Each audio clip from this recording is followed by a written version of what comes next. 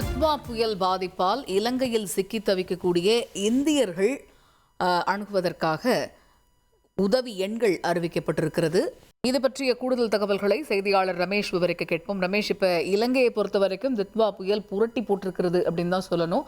இப்ப அந்த மழை பொழிவு, அந்த புயலுடைய இம்பாக்ட்ஸ் தான் இப்ப அங்க போய்கிட்டு இருக்கு அப்படிங்கிறதையும் பார்க்க முடியுது. இந்த நிலையில அங்க இருக்கக்கூடிய இந்தியர்களுக்கு உதவி எண்கள் அறிவிக்கப்பட்டிருக்குது. அது பற்றிய முழு விவரங்கள் என்ன? நிச்சயமாக நீங்கள் குறிப்பிட்டது போல வங்கக்கடலில் உருவாகி இருக்கக்கூடிய தித்வா புயல் காரணமாக அண்டை நாடான இலங்கையில் கனமழையை தொடர்ந்து வெள்ளமும், இது மட்டுமின்றி சில இடங்களில் நிலச்சரிவு உள்ளிட்ட இயற்கை பேரிடர்களும் ஏற்பட்டிருக்கிறது. கனமழை மற்றும் வெள்ளம் தொடர்பான இதுவரை 56க்கும் மேற்பட்டவர்கள் உயிரிழந்திருக்கக்கூடிய சூழ்நிலையில் இலங்கையில் இருக்கக்கூடிய இந்தியர்களுக்காக இந்திய தூதரகத்தின் சார்பில் அவசர கால உதவி மையமும் உதவி எண்களும் அறிவிக்கப்பட்டிருக்கிறது. கொழும்புவில் இருக்கக்கூடிய பண்டாரநாயக்க சர்வதேச விமான நிலையத்தில் இந்திய தூதரகத்தின் சார்பில் உதவி மையம் அமைக்கப்பட்டிருக்கிறது.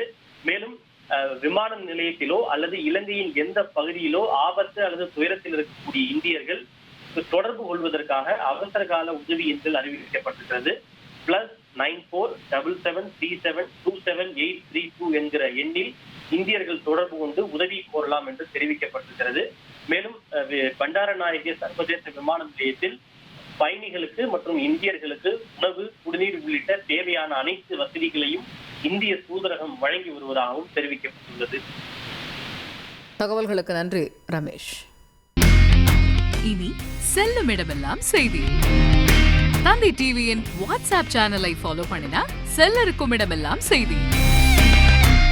இதோ QR கோட் இப்பவே ஸ்கேன் பண்ணுங்க, ஃபாலோ பண்ணுங்க.